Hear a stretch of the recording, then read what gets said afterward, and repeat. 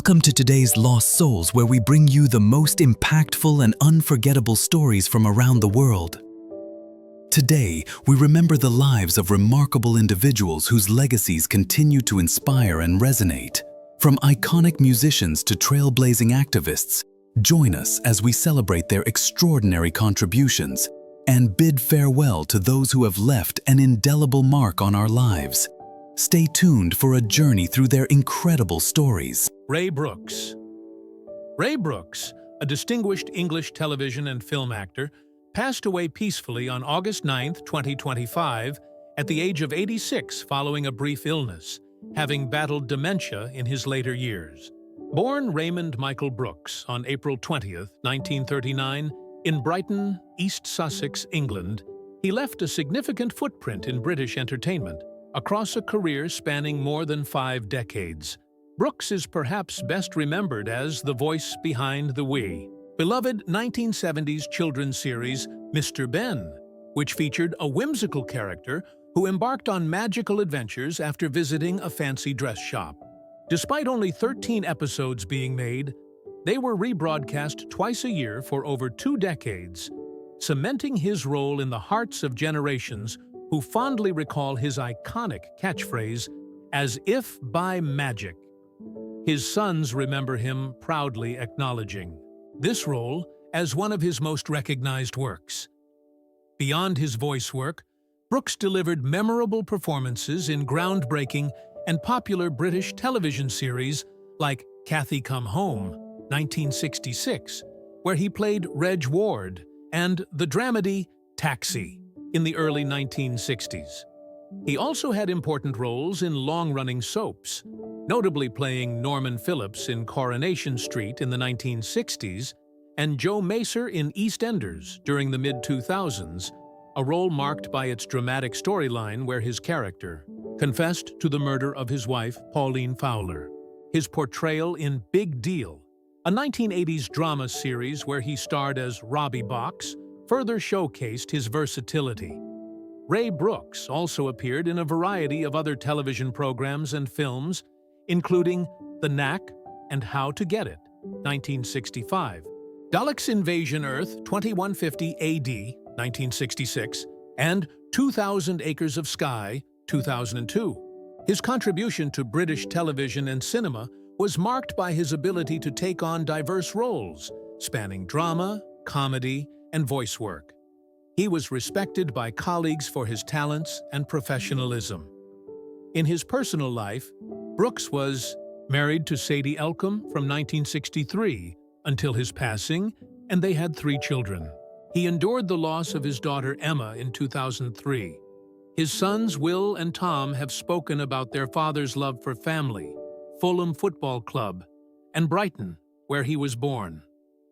Ray Brooks's death marks the loss of a cherished figure in British entertainment, whose work left an enduring legacy and brought joy and engagement to audiences young and old alike. His voice and performances remain timeless treasures in the world of television and film. Norman Eshley. Norman Eshley, a talented English character actor and writer, passed away on August 25 at the age of 80 after battling cancer. He died at Gloucestershire Royal Hospital, with his wife Rachel Eshley by his side. Born in Bristol on May 30, 1945, Eshley developed an early interest in acting, which he pursued after attending Bristol Grammar School and training at the renowned Bristol Old Vic Theatre School. Eshley began his career on stage with Shakespearean plays, later establishing himself in West End theatre productions. He transitioned to film and television, debuting in Orson Welles' 1968 drama, The Immortal Story. Over time, he became known for playing somewhat shady or villainous roles in various TV shows and films.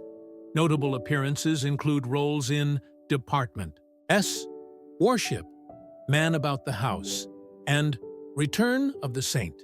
However, Norman Eshley is best remembered for his iconic role as the snobbish right-wing estate agent Geoffrey 4 Mile in the beloved ITV sitcom George and Mildred, 1976-1979. The show was a spin-off of Man About the House, in which Eshley also appeared in different roles, including playing Norman, Robin Tripp's brother. His portrayal of Geoffrey Fourmile as the pompous neighbor and foil to the main characters made him a memorable presence in British television comedy. Beyond acting, Eshley was also a writer. Later in life, after a severe car accident in 1993 that caused long-term memory problems and drastically limited his ability to memorize scripts, he turned increasingly to writing and found satisfaction in this creative outlet. Among his writing accomplishments was co-authoring a sequel to Charles Dickens's classic Oliver Twist called The Dream Time of the Artful Dodger, which imagines the life of the character after his transportation to Australia as a convict. Norman. Eshley's career was marked by his versatility and his ability to imbue roles with distinct personality traits, often playing complex or controversial characters. He was respected in the industry for his professionalism and memorable performances. He is survived by his wife Rachel, whom he married in 2015, and remembered fondly as a warm, kind, and grounded man with a distinctive voice.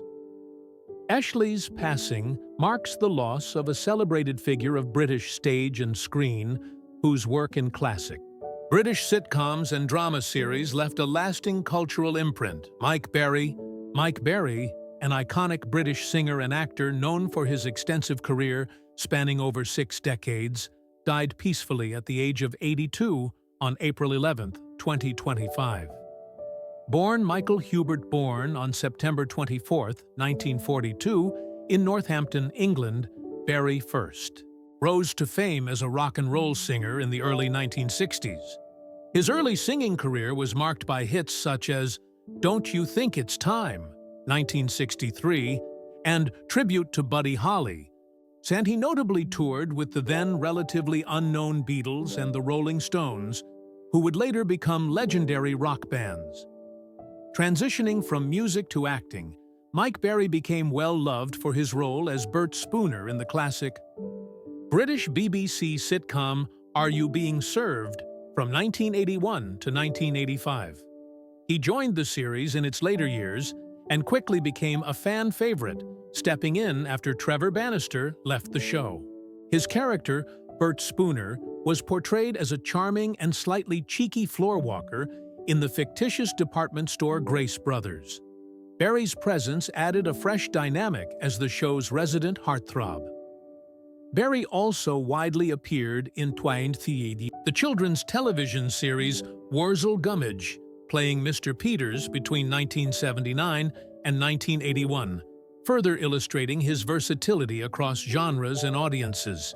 His career in show business also included roles in television commercials, theater, and film, notably appearing in Julie and the Cadillacs, 1999. Mike Berry's musical career never waned, with notable releases including The Sunshine of Your Smile in 1980 and his last album, About Time 2, in 2005. He was also known for his performances on stage well into his later years, with his last sold-out show in February 2025 at the Half Moon Pub in London, a testament to his enduring talent and popularity. Beyond his professional achievements, Berry is remembered for his warm personality and dedication to his craft. He was married to his wife Susan and is survived by his children. His brother was Bet Bourne, a notable drag performer and activist. Mike Berry's legacy lives on through his contributions to British music and television. He was the last surviving main cast member of Are You Being Served?, bringing a distinguished close to an era of British classic comedy. His multifaceted talents as both a singer and actor have left a lasting impression on fans across generations. Julian Holloway.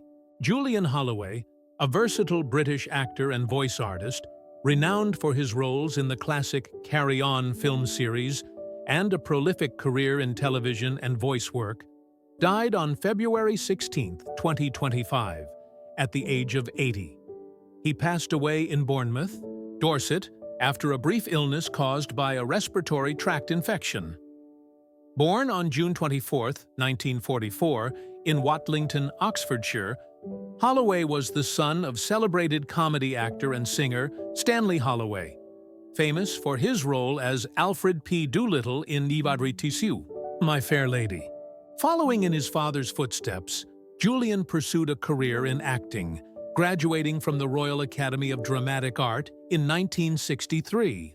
Holloway became a staple of British comedy, especially known for his appearances in 8 carry-on films between 1967 and 1976, including Carry On Doctor, Carry On Camping, Carry On Up the Khyber, and Carry On Henry. Though he expressed mixed feelings about the series, noting some shoots were difficult, he acknowledged the fun and the impact the films had. Beyond the Carry On series, Holloway had a rich television career. His credits include appearances in classic series such as The Sweeney, Doctor Who, where he played the character Patterson, Whatever Happened to the Likely Lads, and Porridge. His film appearances extended to roles in The Rum Diary, starring Johnny Depp, and A Christmas Carol with Jim Carrey. In his later years, Holloway shifted towards voice acting, especially in the United States.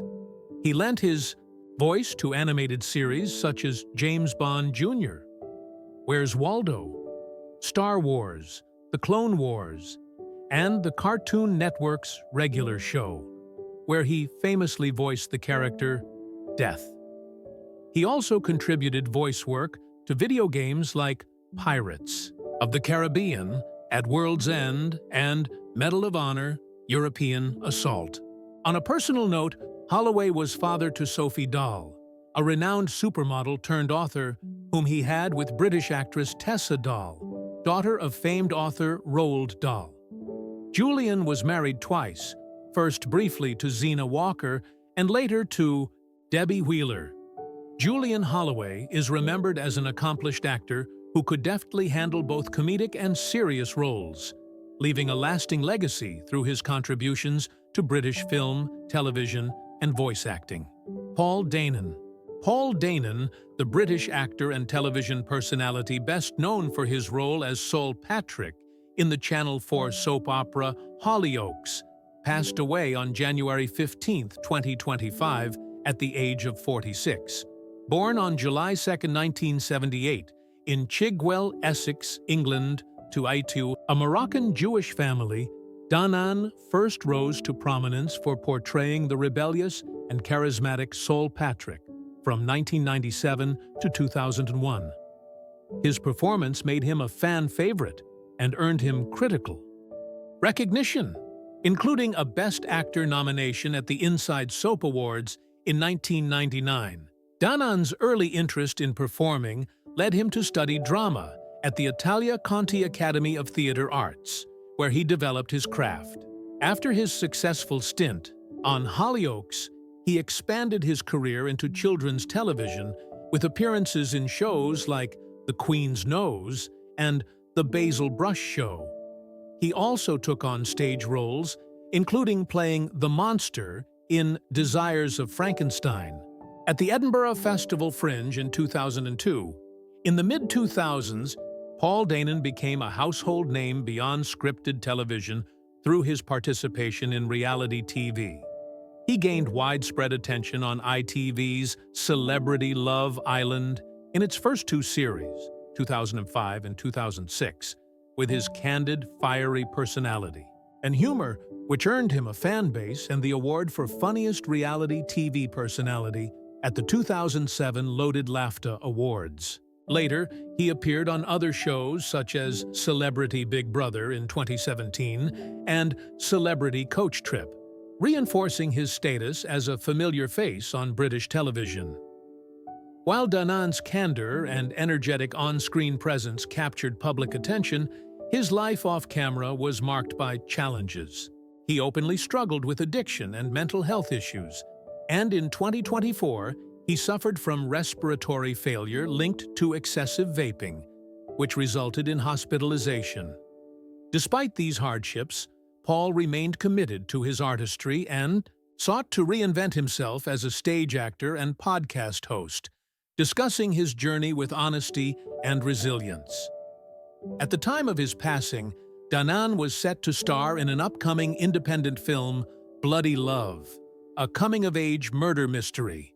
His director praised his acting skills and lamented the loss of a talented and charming performer.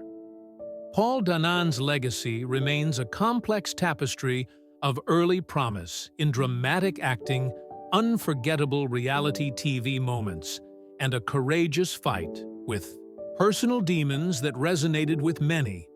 He is remembered by colleagues and fans alike as a vibrant and genuine individual, one who, despite his struggles, always brought passion and charisma to his work and life. Mike Tyson.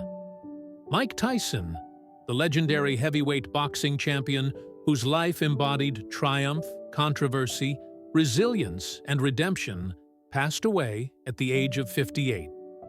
In the annals of sport, few figures have ever burned as brightly, shone as fiercely, or lived as turbulently as Tyson. He was more than an athlete.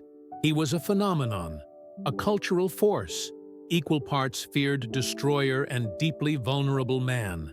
His story is one of transformation, from the rough streets of Brooklyn to becoming the youngest heavyweight champion in history, from the depths of scandal to unexpected reinvention as a more reflective figure later in life. Mike Tyson's life was as compelling outside the ring as it was inside it. Early life in Brooklyn-born. Michael Gerard Tyson, on June 30, 1966, in the Brownsville neighborhood of Brooklyn, New York. His early life was marked by hardship. Growing up in poverty with an absent father, young Mike found himself surrounded by crime and violence.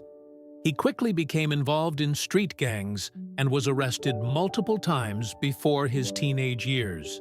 By all accounts, he was seen as a boy destined to become another casualty of the unforgiving environment that raised him.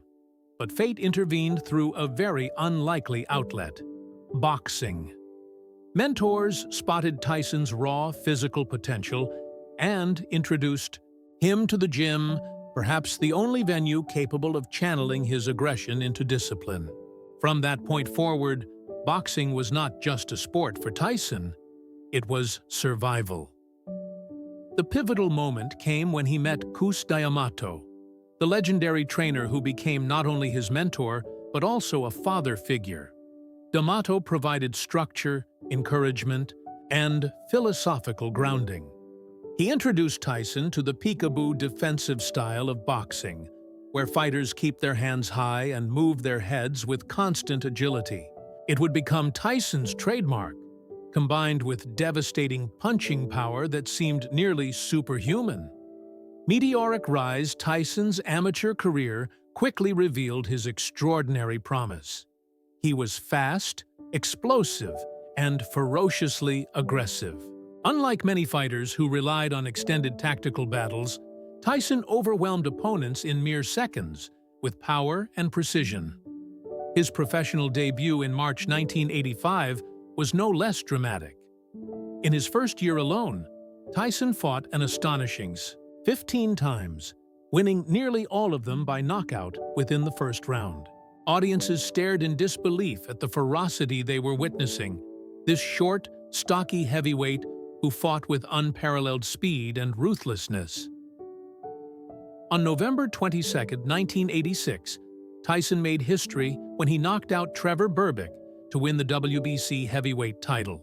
At just 20 years and 4 months old, he became the youngest heavyweight champion in boxing history, a record still unbroken. The world was stunned.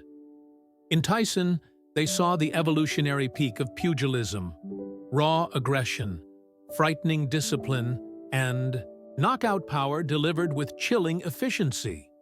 He didn't stop there. Over the next few years, Tyson unified the belts, defeating the likes of James Bone Crusher Smith and Tony Tucker to become the undisputed heavyweight champion. By 1988, with a flawless record, His aura of invincibility made him not just the face of boxing, but arguably the most feared man on the planet. Persona and cultural impact. Part of Tyson's mystique was not only his talent, but also his persona.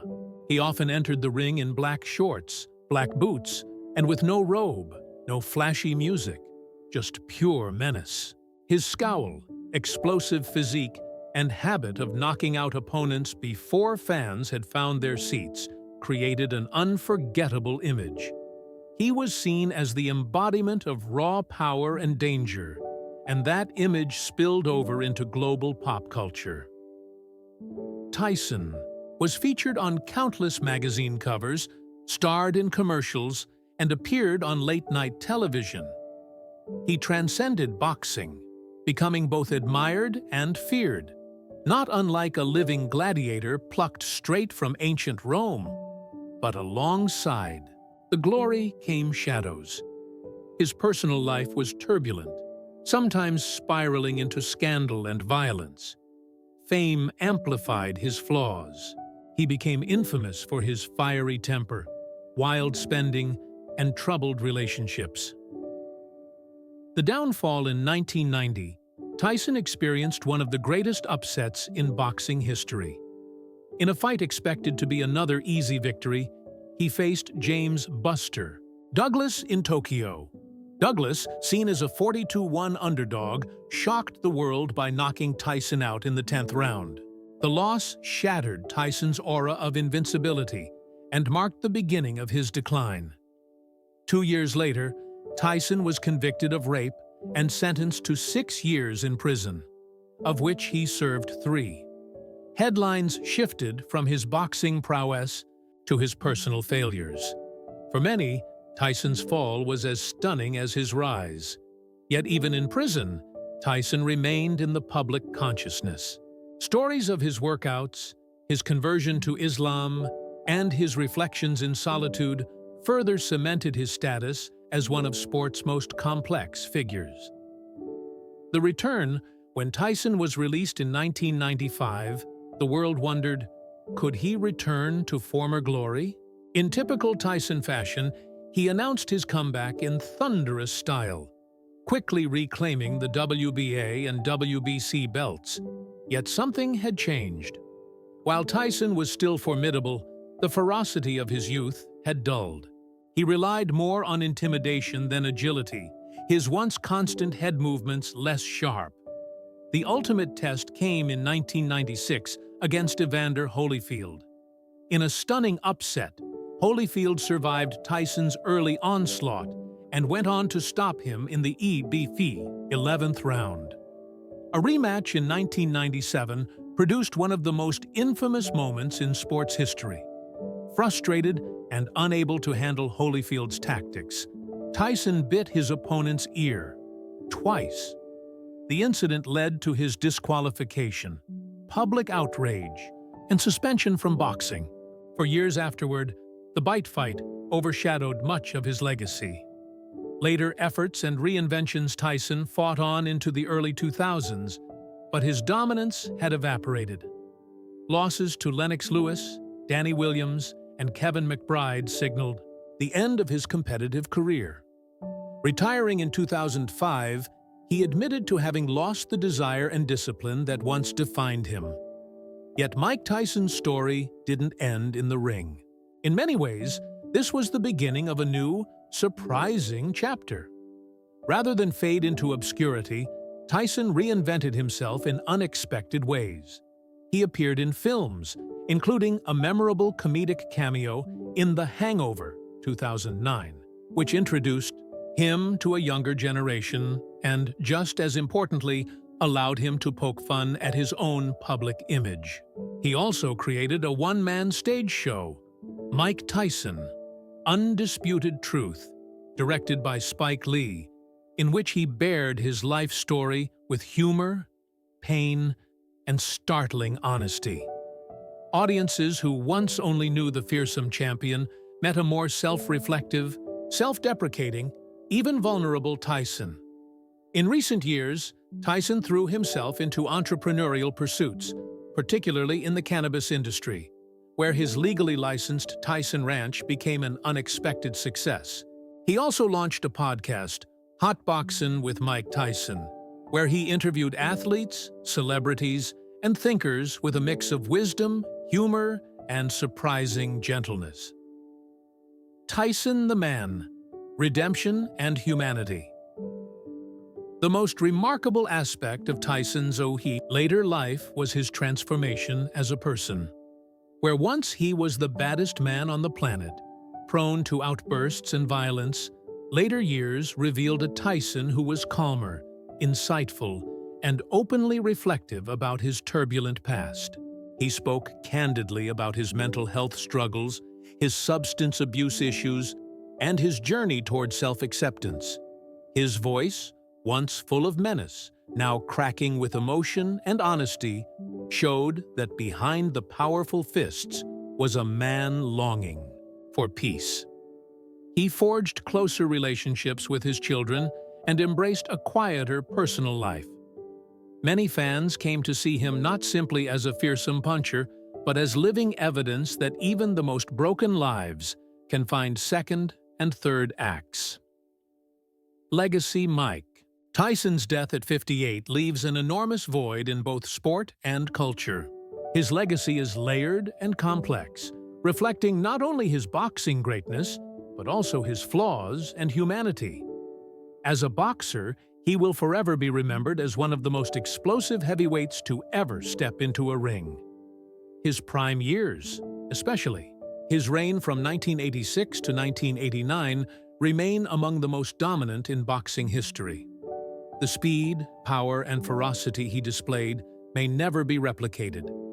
He inspired future generations of fighters and thrilled millions of fans worldwide. As a cultural figure, he symbolized both the myth and peril of fame. His triumphs were exalted and his failures magnified, but both were undeniably real. People saw in Tyson not just a champion, but a reflection of human struggle. The fight against circumstances, against oneself, and, ultimately, the search for redemption. In his later years, Tyson achieved something many thought impossible: redefining himself. No longer merely the feared destroyer of opponents, he became a symbol of transformation, living proof that anyone can evolve. His honesty about pain, regret, and growth made him relatable in a way no knockout ever could. Closing thoughts. Mike Tyson's life resembled a Shakespearean play, a rise from rags to greatness, a dramatic fall from grace, and a redemptive later act filled with wisdom. His intensity and contradictions ensured that the world was forever captivated. He leaves behind unforgettable images: the teenage prodigy knocking out grown men in seconds, the smoldering champion glaring across the ring with unmatched ferocity, the broken man facing his failures, and finally, the elder Tyson with a softer smile, telling stories of survival and change. Mike Tyson will rightly be remembered as one of the most important boxers in history. But perhaps more profoundly, he will be remembered as a man who lived his life raw and unfiltered. His passing marks the end of an era, but his story, tragic, inspiring, and deeply human, will endure as long as people continue to marvel at both the glory and fragility of those who enter the arena of life and dare to fight. Early life and neighborhood influence. Brownsville's environment, crime, and how young Tyson mirrored his world. Early gang experiences. Time at Tryon School for Boys. Discovery of boxing talent. His famed fights with older kids while still preteen. Mentorship under Cus D'Amato. Relationship dynamics with Cus as a surrogate father. How Cus instilled philosophy. Fear as fire. Peekaboo. Technique, mental toughness, Emotional dependence. How Cuss's death deeply impacted Tyson's stability later.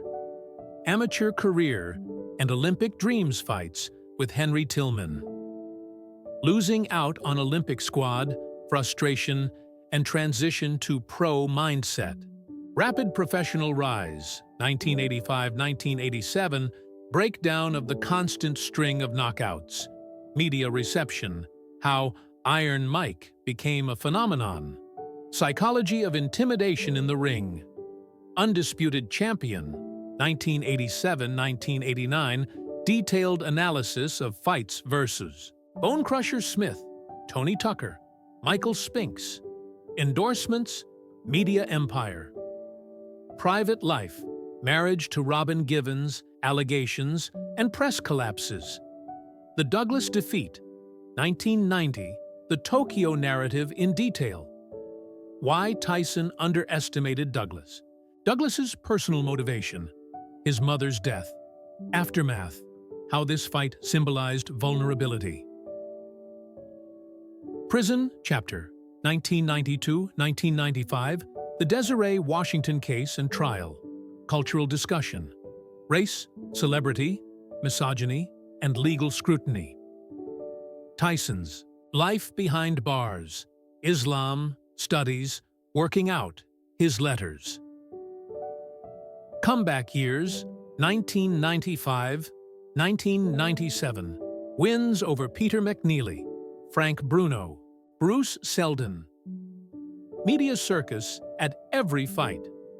How the comebacks lacked the same Tyson of 1986-1988, Holyfield rivalry, 1996-1997, strategies in the first fight. What went wrong in the rematch? Full dissection of the ear-biting incident. Global fallout. From the infamous night. Decline and retirement. 1998-2005, Lennox Lewis fight in detail. The clash of giants. Personal finances unraveling. Bankruptcy. Final losses to Danny Williams and Kevin McBride. Life after boxing film and TV appearances, The Hangover. Stage show Undisputed Truth. Podcasting and his shift in public persona. How society readopted Tyson as a lovable elder. Statesman of chaos. Philosophy and reinvention. How psychedelics, cannabis ventures, and spirituality smoothed his later years. Tyson's quotes on mortality, fear, humility. The difference between Mike Tyson the fighter and Mike Tyson the man. Legacy analysis boxing technique. Peekaboo breakdown. Why Tyson's reign is debated against Ali, Frazier, and Foreman. Cultural symbolism. From feared monster to reflective survivor.